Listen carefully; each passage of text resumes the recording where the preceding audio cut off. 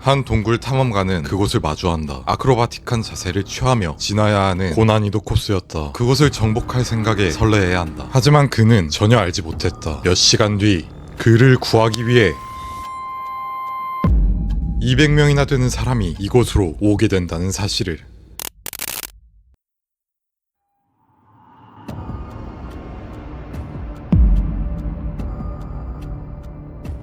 1998년 7월 18일 토요일 아침, 24살 크레이그 더글라스는 뉴욕 출신의 모험심 넘치는 동굴 탐험가이다. 그는 정말 많은 동굴을 탐험 완료했었어서 남들이 감히 가지 못하는 곳을 가고자 했다. 그의 그런 모험심에 깊이 공감하는 동료 3명, 그의 여동생 19살 에리카 더글라스, 그리고 친구 24살 버스터 밀러와 제니퍼 러셀, 총 4명은 어제 금요일부터 이 지역 동굴 탐험을 진행 중이고, 오늘은 이 동굴의 입구 모습에 감탄 중이다. 이 동굴의 이름은 키홀 동굴.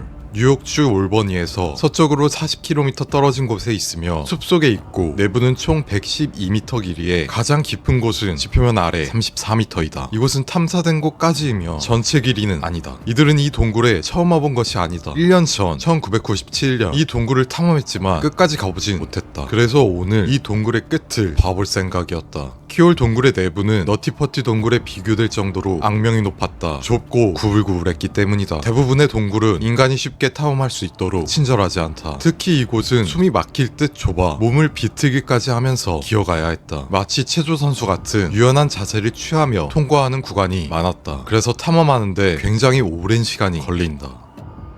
키홀 동굴 입구에 선 내 친구는 오늘 하루 종일 기어다녀야 하기 때문에 헤드램프와 무릎 보호대를 착용했다. 크레이그 더글라스가 앞장섰다. 그리고 머리를 입구 쪽으로 향해 누웠다. 그리고 뒤로 기어간다. 이러한 진행 방법은 몸을 돌릴 수 없는 협소한 동굴을 탐험할 때 쓰인다. 앞으로 진행하기는 까다로워도 만에 하나 끼이거나 하는 사고가 일어났을 시 빠져나오기에 용이했기 때문이다. 그리고 그 낭떠러지, 이 동굴이 키홀이라는 이름을 가진 이유, 그곳을 다시 기어나오려면 상체가 앞으로 향해 있어야 했다. 이 낭떠러지는 2m 높이이다. 위로 급격하게 솟았다가 수직 아래로 내려가는 구조이다. 이곳을 완전히 정복하려면 꼭 지나쳐야 하는 고난이도의 관문이었다. 그렇게 4명의 탐험가들은 축축하고 울퉁불퉁한 위로 같은 통로를 헤쳐나가기 시작했다. 갈수록 온도는 떨어지고 아주 고요해진다. 들리는 소리는 이들의 숨소리 뿐이었다.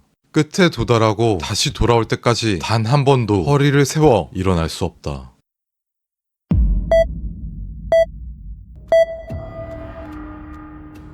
오후 2시, 5시간 동안 아주 낮은 포복 자세로 천천히 기어가는 중인데, 앞장섰던 크레이그는 진행 속도가 조금 빨랐다. 그래서 다른 3명과 거리가 벌어져 있었다. 그리고 그곳을 마주했다.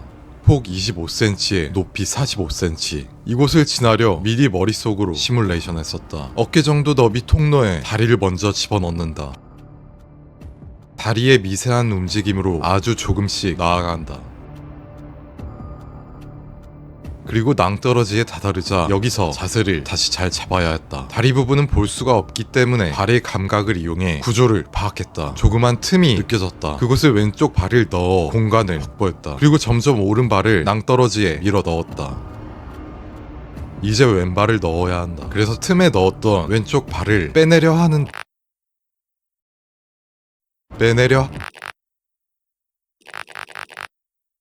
큰일이다. 빠지지가 않는다. 다시 이리저리 힘을 써보지만 꿈쩍도 하지 않는다. 힘을 효과적으로 주기엔 자세가 너무 좋지 않았다. 아무리 해도 왼쪽 발을 빼낼 수가 없자 짜증이 난 그는 허리를 확 돌렸다. 몸을 돌리는 힘을 이용해 왼쪽 발을 빼내는데 성공했다. 이제 크레이그의 안도의 한숨이 나와야 하는데 다른 소리가 동굴을 울린다.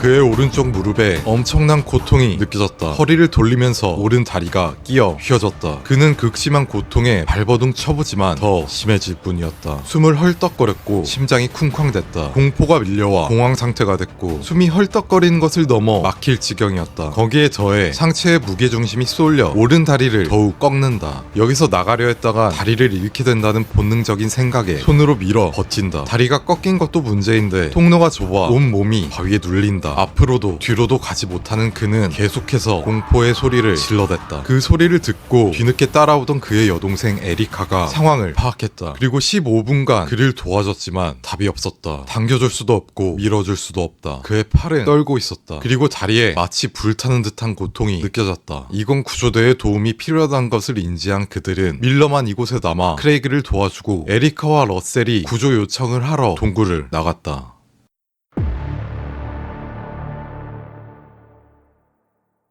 구조대가 길고 좁은 통로를 지나 크레이그의 앞에 도착했다. 그의 상태가 안 좋아 보였다. 다리가 눈에 보일 정도로 부어올랐고 차가웠다. 혈액순환이 차단되어 있었기 때문이다. 그리고 동굴이 너무 좁아 단 한 명만이 그를 도와줄 수 있었다. 구조대원들이 그를 도와주고는 있지만 이걸 도대체 어떻게 구조해야 할지 막막하다. 일단 물을 바위에 발라 마찰력을 줄이려 했지만 실패. 기름까지 발라봤지만 아무 효과도 보지 못했다. 그렇게 구조 시간이 점점 지체되고 있는데 이러면 여러가지 문제가 쏟아진다.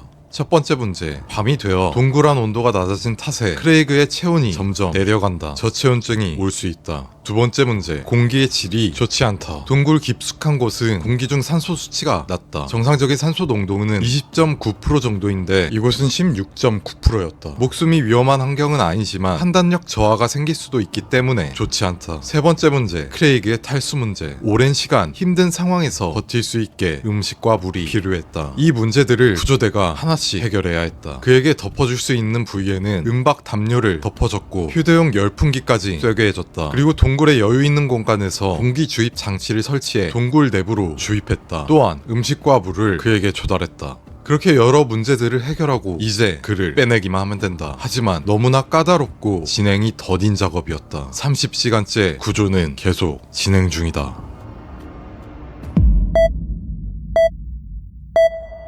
이쯤 되자 크레이그의 다리에는 감각이 없어졌고 입술이 파래졌다. 구조대원들은 4시간씩 교대하며 그를 도와줬다. 그들은 크레이그의 다리를 절단하는 것까지도 생각했다고 한다. 하지만 그것은 최후의 방법이었고 다른 방법을 시도 중이다. 드릴과 끌을 가져와 바위를 조금씩 파냈다. 파내다 바위가 안쪽으로 기울어져 버리면 더 심각한 상황을 만들 수 있었기 때문에 마치 조각하듯 신중하게 파내야 했다. 크레이그는 점점 한계에 다다른다. 30시간이 넘었다. 가끔 농담도 하던 그가 말이 없어졌다. 끌로 파대던 구조대원이 계속해서 그에게 말을 건다. 정신 차려라. 살아서 밖에 나가 따뜻한 햇살에 맑은 공기 마시고 맛있는 밥 먹어야 하지 않겠냐 라며 그의 마음을 진정시키려 노력했다.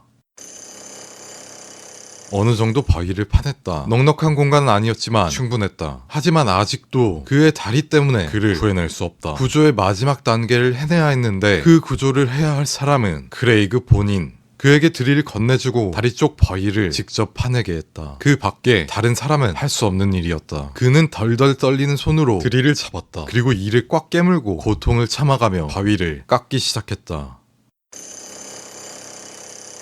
진동과 드릴 소리가 동굴 전체를 울린다.